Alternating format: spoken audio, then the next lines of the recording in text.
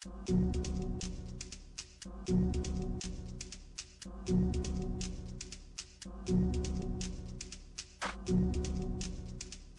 welcome back. Let's have a look at a few more tools and tips and tricks that relate to working with Spritesheets.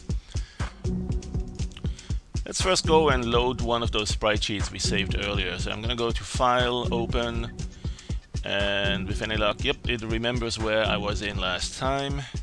Let's go to the thumbnails mode. Of course, the TIFF files you'll be able to see. Windows knows how to display thumbnails. If you're looking at Targa though, TGA or this one here, the temporary Targa file that we create, those will not show thumbnails, except in our case it does, because we have a plugin installed that enhances the Windows Explorer capability. If you're on Windows XP, you may want to look at that. It's called ThumbPlug TGA, thumbnail plugin for Targa. That allows you to basically see thumbnails in a very similar way to what it can do already for TIFF files. So it's a great add-on. It's also one of those third-party plugins. In fact, right here, if you go to thebest3d.com, right, and go to the overview section, you should be able to see third-party plugins in a couple of places. Along the left side here, for instance, you'll probably see it right there. There you go, third-party plugins. And as you scroll down, be sure to have a look at Pixeland's AnyFX. It's a collection of about, I think, 240 or 250 different effects, transitions, special effects. It's on sale, I think, through the end of July. Oh, that may have been over. No, it's still a great value at $24. Absolutely great value, for, just for the rain and snow effect by itself. Anyway, here we go. Also, a little bit further down, you'll see the ThumbPlug TGA. And what that does is it's from a guy named Gregman, and it enhances the capabilities of Windows in such a way that it also supports Targa. And now there may be some other solutions that he recommends there, but for Windows XP, it's a great way to add the capability of showing thumbnails for Targa files. And since we work in Targa in Dogwaffle, it's a great plugin or add-on to have. So I'm going to grab that blue Targa here. That one has the alpha already. Alright, so let's see what we do here with that. That will replace our existing image. And here we go. We got that Spritesheet back. First thing we'll do is we'll store it. Store the image, and also the alpha, just to see if there's actually some selection mask in it. Now we don't see it, but we remember we can enable this. If we don't enable this here, we can still probably see it by doing a store alpha. Yep, there it is, and it is inverted. Okay, it's showing the selection on the blue background. You'll really want this if you want to work with it. Okay, so now we got these. Let's actually do something really weird. Let's go clear this. And that would be under the selection clear alpha. And now this time let's see other ways to select the mask. We have seen the magic wand to do the selection on the blue background, right? But we notice that there are some places like between the legs or right here, some parts around the arms, inside the arm loop here, that are not selected, of course, and we would need to select them by doing a shift click on those region. We might still miss some areas, and so there are other techniques that might in some cases be easier to work with and faster to make your selection if you know you have a single uniform color, and that's to do the selection by color keying. Now that will work if you have no blue parts inside the running dude, right? If he is a grayscale figure, then that's safe. You can do safely a blue blue screening basically, because you look at this one here, for instance, there is some parts we missed on the inside between the chin and the finger here. It's closed, so it makes a loop. It makes a little island of blue that was not selected. There's also quite a bit of smoothing and the blue transition that happens here. So the selection didn't go all the way into it. I don't know if you can see that in the video capture. If you wanted to grow the alpha, you might get closer to the actual skull, but still there's probably better choices in this case with a pretty much uniform color except for the edge here to make that selection. So let's take a look at some of the alternatives on that. to illustrate how this works, what I'm going to do first though is just experiment with it at the image level. We will ultimately take this to the brush because there's so much more power in the brush, and many of the keying features are actually in the brush menu here. So you'll see keying or key, and you have a variety of tools, like the color key is probably one we'll use in this case. But before we do that, just let's understand again how the keying works. You know, if you look at this image and you had another image behind it, such as if we switch to the alpha buffer, where is it? The swap buffers, jump to that. Let's put another image behind that. I don't know, some sort of a let's render something. Plasma noise, why not? There you go. Quick colorful plasma noise. There. Alright, so we have this image. Let's jump, J for jumping, back to this one. And we can combine them right here. Click here in the upper right corner. That will show both, but they are in the multiply mode. Instead, I'd like to say right click here and see if we can do some blue screen. And sure enough, when you do that, it looks at the image you have in the front. And if the color is blue, it will not show that blue pixel, it will show the pixel from the image behind it. So that's one way that you can at least composite those two layers, those two buffers pretty quickly, easily together.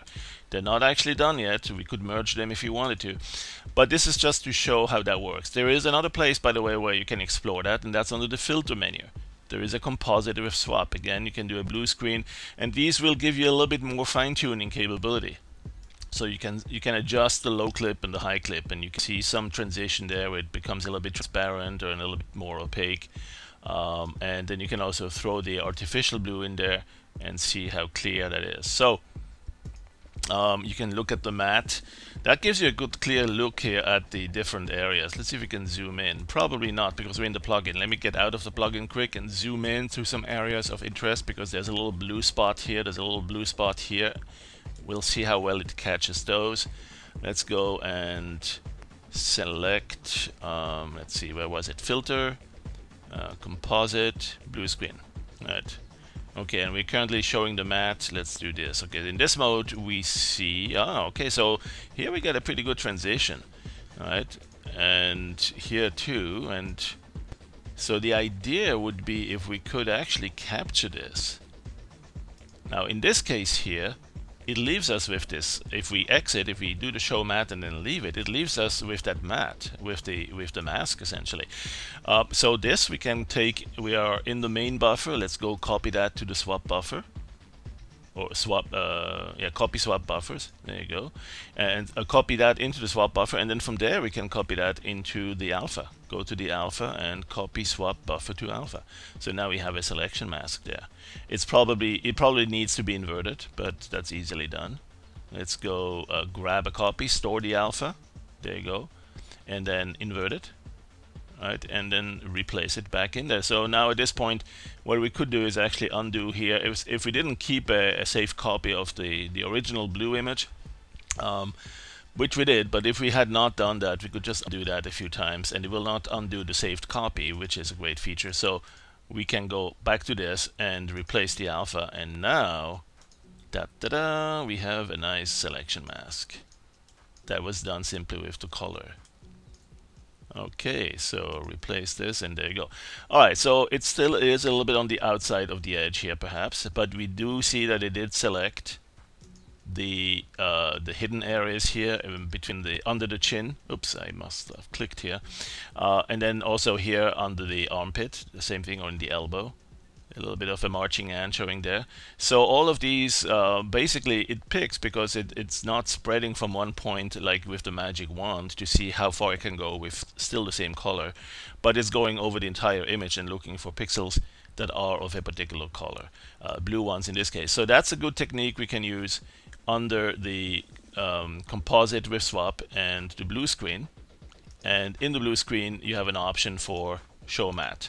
When you show matte and OK that, it will keep it that way, and you will have the ability then to take that into the alpha channel. You can, by the way, also make some adjustments to that before you actually go. Right. So let's say we did. Let's go back here to this.